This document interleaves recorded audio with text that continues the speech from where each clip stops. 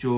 Private root है, appendix private root, उसमें क्या इम्पोर्टेंट चेंजेस आई हैं, उसमें मैं आपके साथ इस वीडियो में शेयर करूंगा कि वो आने वाले जब ये इम्प्लीमेंट हो जाएंगी 29 जुलाई को, तो कैसे आपके एप्लीकेशंस को अफेक्ट करेंगी। इसमें से मोस्टली जो इस अपेंडिक्स में है, वो मोस्टली जो इसमें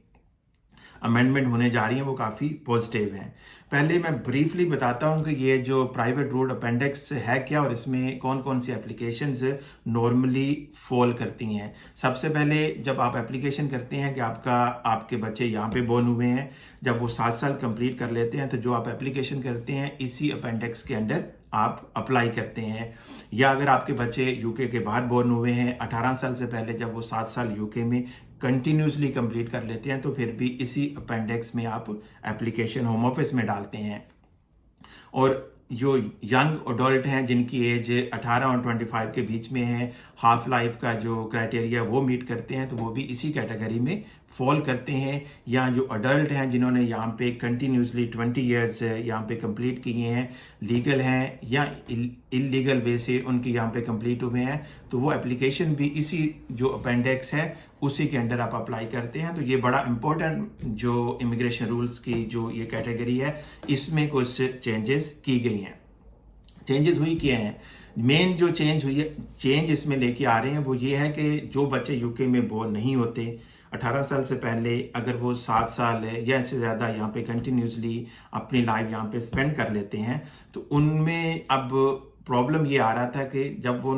उनको शुरू में जो लीव टू रिमेन मिलती थी, अंडर 10 ईयर रूट मिलती थी, जब उनके 5 साल कंप्लीट होते थे और आप सेटलमेंट के लिए अप्लाई करते थे, तो उसमें प्रॉब्लम ये आ रही थी क्योंकि उनकी जो लीव टू रिमेन अगर अंडर इस अपेंडिक्स के उनको ग्रांट नहीं हुई, तो नॉर्मली एप्लीकेशन जो सेटलमेंट की थी वो रिफ्यूज़ हो रही थी और उनको 10 साल यहाँ पे कंप्लीट करने पड़ रहे थे। लेकिन इसमें जो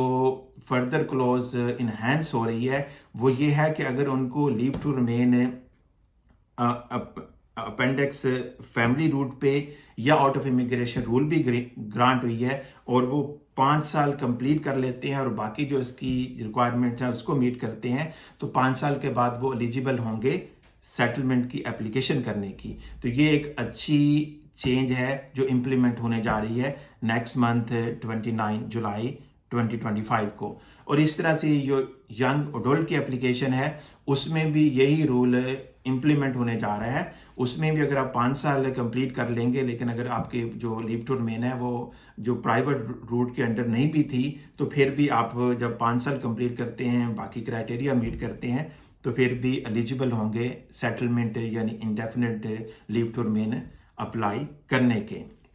और जो अडल्ट हैं जिन्होंने 20 ईयर्स की बेस पे एप्लीकेशन कर रहे हैं, तो उसमें एज सच कोई नई चेंज नहीं होने जा रही, वो अभी वही रूल्स हैं जो इस वक्त इम्प्लीमेंट हैं। तो ये बड़ी कुछ चेंजेस थी जो इस अपेंडिक्स में हुई थी, वो मैं आपके साथ शेयर की हैं और इससे होपफुली बहुत सारे दोस्तों को फ़ायदा होगा। इसी से रिलेटेड एक और जो पॉइंट है वो थोड़ा सा इसमें फर्दर क्लैरिटी आई है, जिसमें काफ़ी ज़्यादा हमें भी क्वेश्चन आते थे कि जब आप बच्चों की एप्लीकेशन करते हैं 7 ईयर्स पे, तो इसमें जो कंटिन्यूटी है वो कब ब्रेक होती है। इसमें जो अब इस रूल का जो हिस्सा बनने जा रहा है वो ये है कि अगर 1 साल में जो क्लेम पीरियड ऑफ टाइम है, क्लेम पीरियड ऑफ टाइम ये होता है कि फॉर एग्जांपल अगर आपके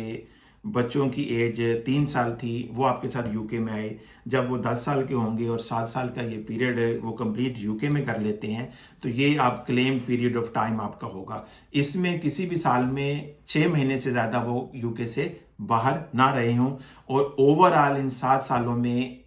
550 डे यूके से बाहर ना रहे हों। अगर इससे ज़्यादा हो तो उनकी जो कंटिन्यूटी है वो ब्रीच हो सकती है और इस बेस पे उनकी जो सेटलमेंट की एप्लीकेशन है वो शायद सक्सेसफुल ना हो। साथ साथ जो और चीज़ें इसमें ऐड करने जा रहे हैं वो ये है कि कोई इम्प्रिजनमेंट नहीं होनी चाहिए, यूके से उनको यहाँ से डिपोर्ट ना किया गया हो, या यूके से जब वो वापस अपनी कंट्री में गए हो तो उस वक्त उनके पास जो है वो कोई अपरेंटली कोई एक्सपेक्टेशन ना हो कि वो लीगल वे से वापस आएंगे, यानी उनके पास उस वक्त अगर कोई लीव टू रिमेन नहीं थी तो वापस चले गए हैं। तो ये कुछ और पॉइंट्स हैं जो इस अपेंडिक्स का हिस्सा बनने जा रहे हैं, तो इसको भी आप कंसीडर करें अगर आप अपने फ्यूचर में इस बेस पे एप्लीकेशन बच्चों की करना चाह रहे हैं और साथ साथ आप जो पेरेंट्स हैं या आप